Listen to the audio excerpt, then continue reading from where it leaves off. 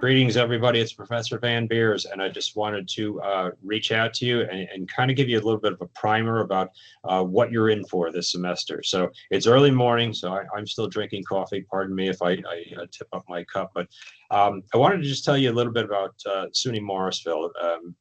SUNY Morrisville is a great place to invest in your future, really, and start your lifelong journey of learning. This college, and particularly this campus, the Norwich campus, is changing really the future of Shenango County. There are a lot of people that come to this college, and you might be one of them, that are the first people in their family that have ever gone to college and graduated college. And so it's changing the system. It's convenient, it's local, it's affordable, it's accessible, and it's very personal because it's a small campus, which is good, really, especially if you have never really ventured, outside of the high school area somewhere and gone into a bigger institution with a large mix of people, which many of you will. You might move away to college at some point in time, but some of you are going to stay local and either commute, or you're going to stay very local and just come to this campus or take courses online as well. SUNY Morrisville, I will let you know, no matter what, has your back, though. This is my alma mater, one of them, and it is the alma mater that I chose to serve as well. I've been here for 27 years, and my CV includes an array of social science classes and business classes and political science and criminal justice. I graduated from Binghamton University, another great institution.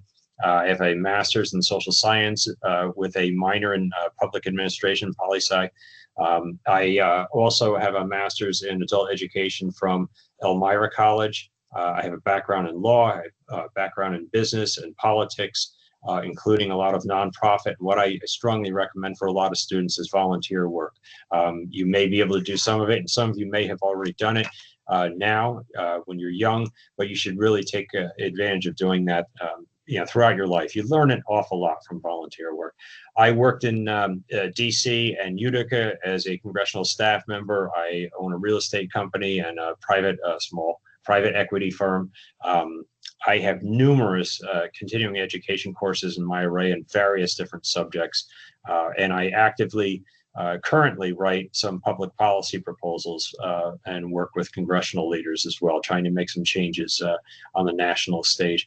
But sociology, turning to this, is oftentimes one of students' favorite courses. It's the study of human society and how we interact as groups of people with institutions around us, with some of our public institutions. And public institutions could be education or healthcare or government or the military or justice. There's all kinds of different public institutions. Some of them are smaller, some of them are religious, some of them are not. So there's family institutions. In fact, the family is an institution, no matter what kind of family you come from or your background. So what you need to be is kind of curious about the decisions we make and what influences us. Like, why are you here? Why are you enrolling in this course? Is it entirely free will and your own decision? Could you have gone anywhere in the entire world? Or are there guiding forces, maybe your parents, telling you that you need to be here and here are the reasons why, or this is what you're pursuing because these are your interests? But why do you have these interests? Sociology answers some of those questions for us from the social point of view, anyway, not the psychological point of view or the psychology point of view. You need to be curious about the effects of social media, especially. Many of you are growing up with a technology that a generation ago didn't exist and wasn't used, and so you're growing up differently. It's not better, it's not worse, it's just different. You have a lot more information around you and available at your fingertips than previous generations did.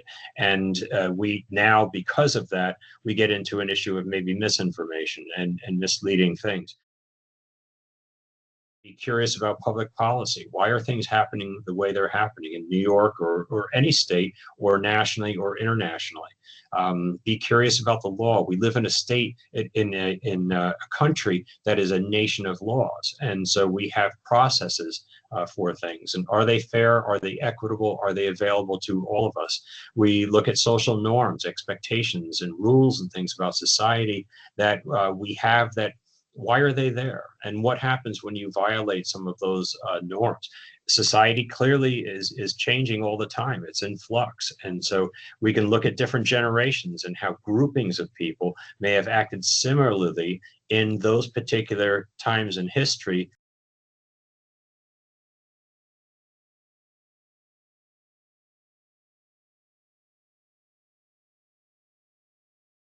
But they're acting very differently now, or we may judge history differently from this point of view. And so you need to be curious about really public problems. Public problems are things that go beyond your own personal problems, and sometimes personal problems become public problems, and we get into those kinds of things. Be curious about how do we make change? How do we make social change? How do we do things better? We're going to study culture and society and groups of people and deviance. We'll take a look at crime and poverty. We'll look at social stratification, the ranking of people. We'll look at inequality in education, government, urbanization. We'll take a look at the environment, and we'll wrap up with social change. There's a lot on the agenda. It's kind of a fast-moving course, and you've got to have a certain amount of pace to be able to keep up with that course. I know you can do it. Students have been doing it. Edge students are fantastic, have been doing it. You guys got a lot of energy. So it's certainly in your wheelhouse. Sociology really is what I would call a great foundational tool for your journey in life. It's like the liberal arts degree, which I believe in for a lot of people to start off in. This course is asynchronous. All the learning materials are online. They're going to be on Brightspace as the platform we use. You're going to use two tools all semester long, your Morrisville email and Brightspace at the very least. You need to make sure that you have access to Brightspace before the course starts. That would be really helpful, and it gets you ahead, and it gets you aligned with the course, which is one of the reasons I've advocated to delay the beginning of this course until after your first week in classes. So you get in, meet your friends, get your laptops, get organized, get settled a little bit into high school, and then we drop the college on you. I think it's a better way of going. So I'm thinking we're really doing this right and doing good favor for you. But it does also mean there's a little more pressure in the course because our college has actually started 2 weeks earlier than this. So we have to still cover a certain amount of materials. So that's why the pace is picked up. Your book, so to speak, is called a study plan. It's online. Everything is supplied for you. So there are no charges for any of this. The only things really you're going to need is a stable internet access and regular internet access and a laptop or a PC.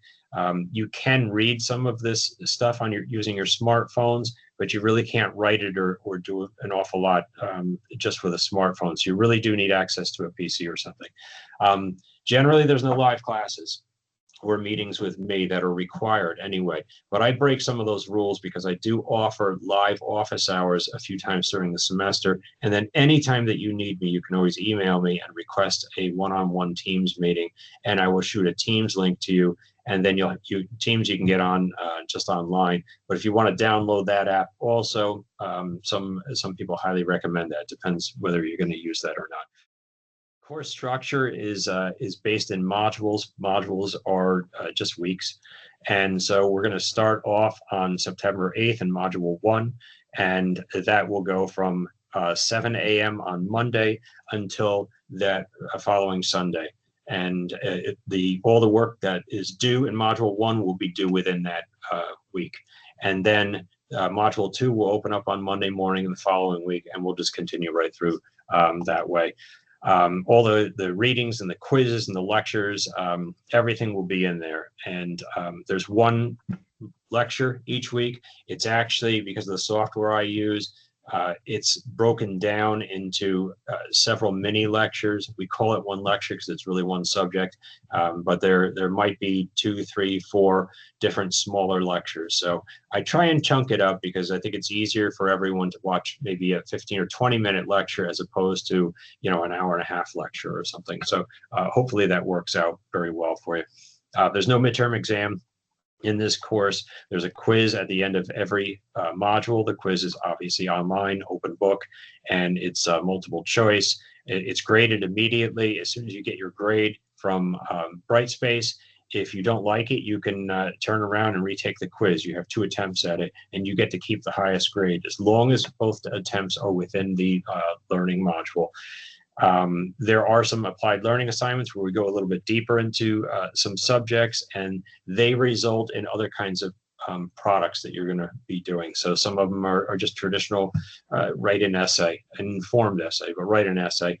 Some of them, if you want to, you could actually produce a podcast skit. You could turn around and produce a PowerPoint show with a voiceover or something. So I let you get creative in how you want to express what you've learned, but there are things to do for that.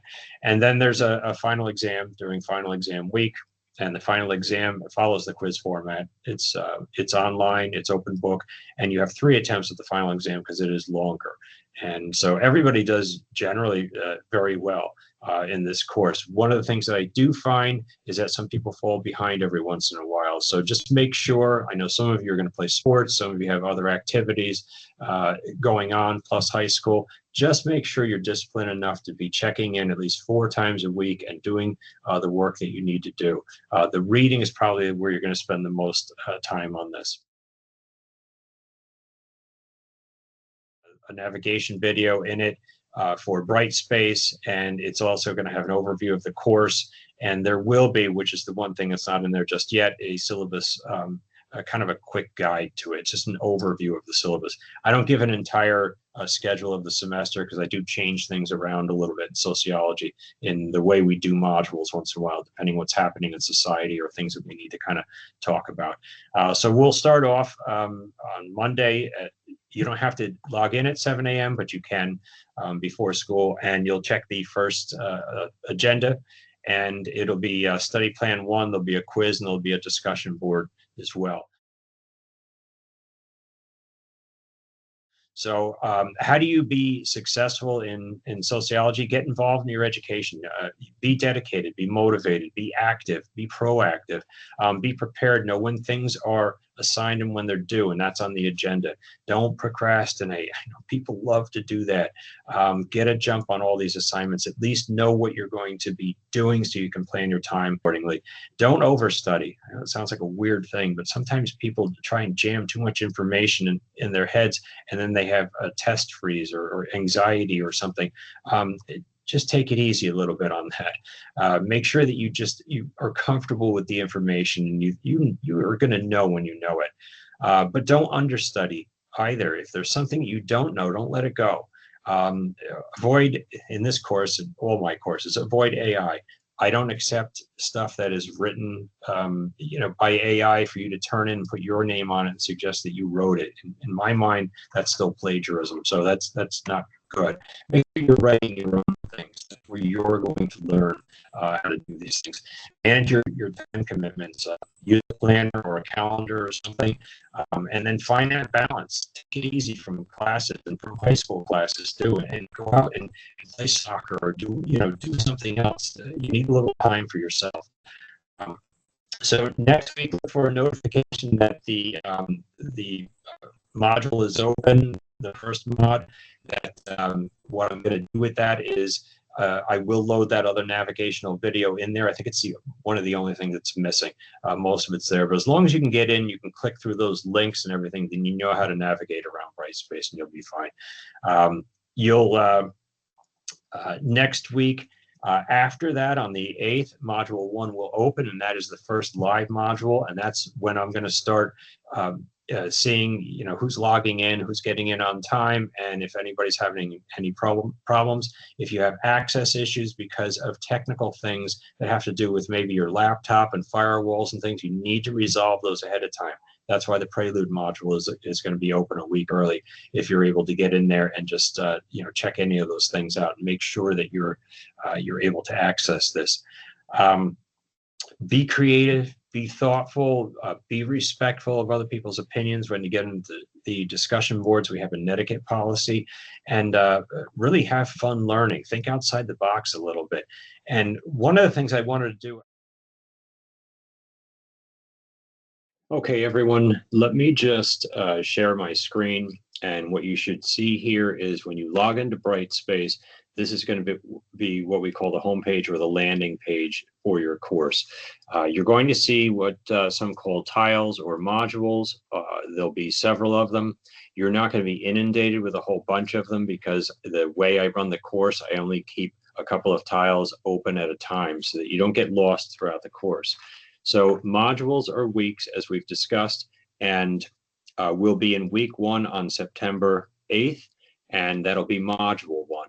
And so you'll just stay right within module 1. It's not there yet. What we have up there right now for you just to take a look at is the Prelude module. So this is already open. If you click on this, it is going to take you to limited information, but at least you can get in and get around and start your navigation. So here is just an opening to what the module is all about. And there's a welcome message from me. You can click on that and read through there. There is a Prelude checklist. So before the course starts, the things that you might need, some of them are obvious, some of them might not be obvious, but just go right through there and just make sure that you've got all of those things. It'll bring up a checklist in a document. And then you've got strategies for taking an online course. Now, this is going to be an entirely online course. Some of them are hybrid courses that we teach. But this one, you don't go at your own pace. As we've discussed, there is a schedule to keep up with, but you can actually access any of this information 24/7. And so throughout the day, throughout the module, no matter what time you want to get into it, you can. Other than that, you just have to pay attention to the deadlines. But it shows you a couple of really important strategies. So I want you to at least breeze through that before you start the course. And then thinking about sociology, what is sociology? What are some of the things that we're going to be looking at, some of the maybe bigger questions that we have about society and interaction and so forth. So this is a good thing to please go through and again, just read there. And then there's just a more to come notation that other tiles will be uploaded. Everything, the shell, the entire course will actually be there in the background. But what will happen is a module will open on Monday, as we've discussed, at 7 a.m. And then all of the work for that week is due by Sunday at 11:59 p.m., unless it's noted otherwise on the agenda. Every module comes and begins with an agenda, and so you should be all set. If you have any other questions, you can reach out to me through email and request a meeting, or you can just ask the question through email and I'll get back to you as quickly as I can. Just remember, I have a 1-day business day response time. So you might not hear back from me until the next day, or if you're asking me over the weekend, you might not hear back until Monday. So just please plan accordingly that way. Thank you, everyone. I'm looking forward to everyone taking this course and being very successful in this course. I think you're going to have a pretty good time. You're going to learn a lot of stuff. You can ask questions of each other. We're going to get into discussion boards, and it's going to be pretty interactive. So make sure that you log in. This is going to be the big thing. Make sure you log in at least 4 times a week, if not more. Check your Morrisville email daily, and make sure that you check on your Brightspace for any notifications, any announcements that come out. And I highly recommend that you download the Brightspace Pulse app to your phone and turn on your notifications. It's going to be a great way for me to get a hold of you if I have to make any changes, or at least let you know that certain assignments are up, or there's due dates, or there's other things going on. So we'll see you soon.